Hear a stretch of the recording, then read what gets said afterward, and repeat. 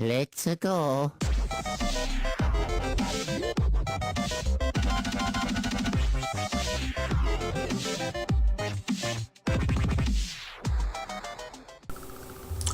Yo, what's going on, guys? It's me, the Ninja Reviewer here. My bad, I didn't review this episode beforehand.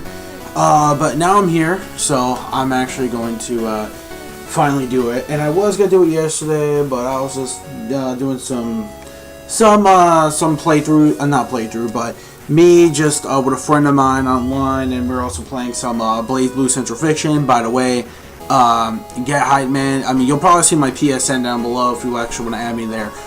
But anyways, yeah.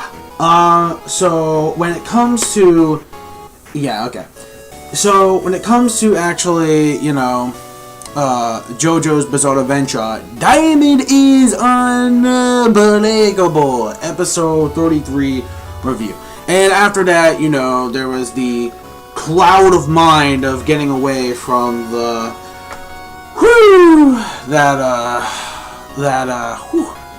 election week, man. Oh my goodness gracious. Anyways, so enough of that though. I mean, just getting all that aside, and you know, for that I've been tired, but regardless though, you know, I'm here, I'm ready to finally provide you guys with the review.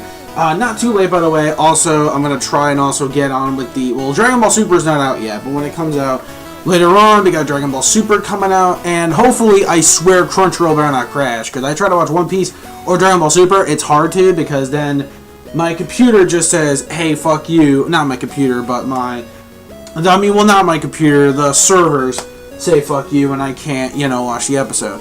But anyways, though, this isn't about Dragon Ball Super. So this episode of Diamond is Unbreakable, we continue this arc, and it looks like we're going to continue on. I have a feeling this is going to be what we're going to continue with, unless maybe there's going to be one more. I think maybe after this is going to be like one more little arc, or just like one more arc in this Diamond is Unbreakable saga.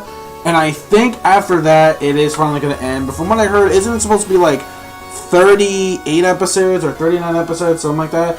But anyways, yeah. So when it comes to Rohan and, I forget the dude's name. I don't even fucking remember. But the dude that has that weird back thing, you know, the same dude who was fucking crab walking, you know, upstairs doing this crab dance. And I'm like, what the fuck is this shit? I'm like, what the hell? So, you know, we have that. And, hold on. Yeah, so anyways. So when it comes to that dude, we see that, well, as we predicted, it was obvious. He had a stand, and his stand is called Cheap Trick. Now, I'm actually surprised they kept Cheap Trick, because Cheap Trick is based on a song, I believe. Yeah, you know, yeah, it's surprising. We have stuff that was kept, from copyrighted band names to, yeah, like, you know what I mean? Like, copyrighted band names and whatever to actually having the names. So I was like, okay, well, I was like, alright. So, okay, so here was the thing, though. So what happened so this dude, Rohan, had this, like, whole thing in the actual ground while he was walking, and he trapped him. So it's like, alright, you know what? I need to see this dude's back. So Rohan goes, he sees his back, all of a sudden, he's dead. Like, what the fuck? Yo! Like, Rohan, yeah! Rohan's a savage. I gotta give Rohan that. So Rohan is a fucking savage, man.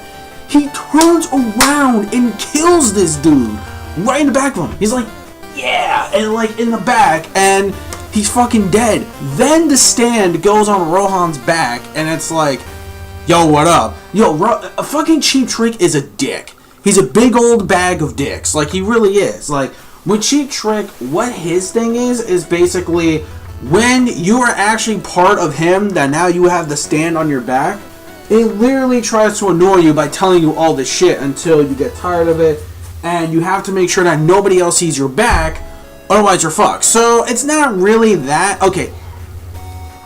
So compared to actually the other stand, which was Superfly, this one has a little bit more effective. Like, I mean, yeah, it kind of sucks. It's not the most powerful stand, but he's just a dick. Like, honestly. Like, It's like, honestly though, like, you know, it's on his, like, that's all he really is. He's a dick and he tries to ignore you. Meanwhile, fucking Rohan's just trying to look at the connections to Yashikage Kira and something with, you know, the kid, and like, what does it actually mean? So there's some connections he's trying to make, and Cheap Trick is just being a dick. Like, there's this one part that I like though, where Cheap Trick was doing Thriller. He was doing this is Thriller, and I'm like, what the fuck, dude? Halloween's over. But yeah, but that shit, it was funny. Like, he was doing the Thriller dance, right? He was doing the Thriller dance. And, like, it kind of looks like he was, like, the way he looked. There was actually a gift I saw, too. I think it was, like, somewhere on my Tumblr. It was actually mad funny, though, how I saw that. But anyways, though, so while Rohan's got that little struggle, his real fight, meanwhile, we have Josuke and Yuya,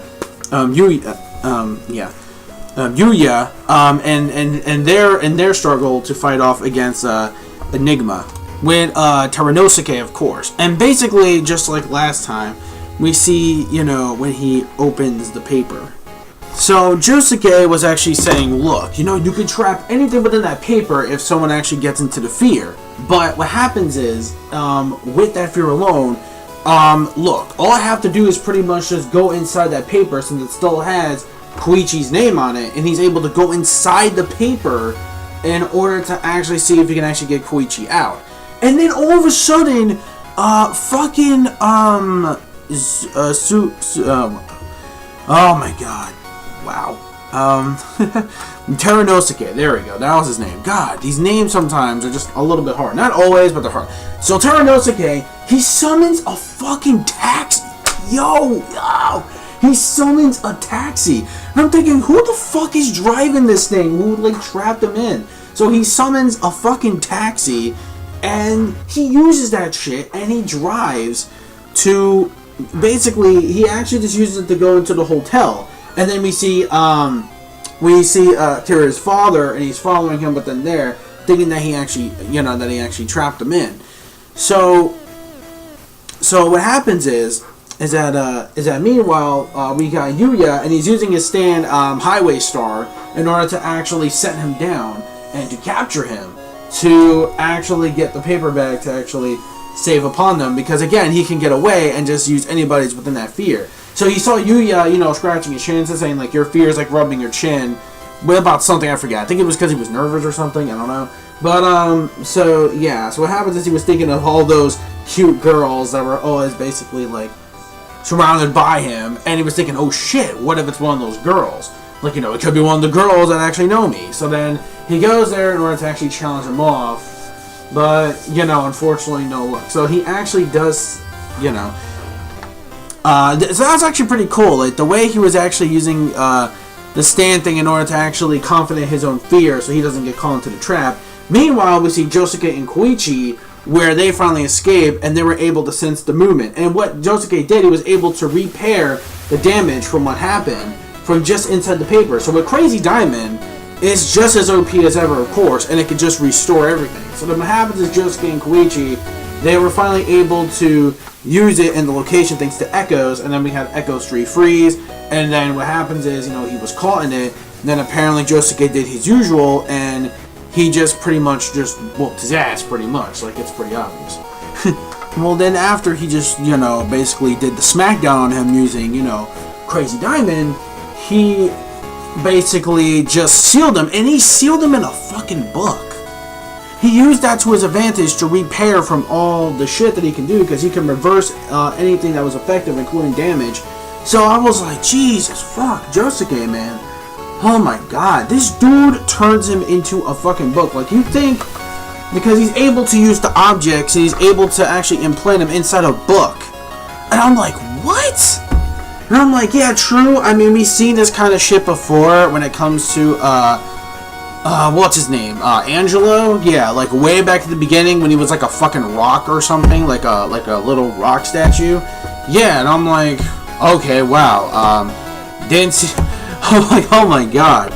So it just gets to show you how OP Josuke can really be. So overall, though, that's pretty much the episode. And honestly, I really enjoyed the episode this week. I think it was far more better than the other 2 episodes. Well, I mean, we had some really entertaining stuff, man. From the beginning with Rohan getting attached to Cheap Trick. And then we also have the battle of Josuke, Yuya, and TERUNOSUKE. And that fight has already concluded. So we got that fight concluded. Not sure about what's going to happen with the whole Cheap Trick thing. So we're going into a part 4. And I'm thinking, why the hell are we going into a part 4? That's what I'm trying to figure out. So maybe this whole thing is going to be a whole bunch of multiple parts, is my guess. Leading up to, I guess, the finale of all finales where they'll finally find Akira.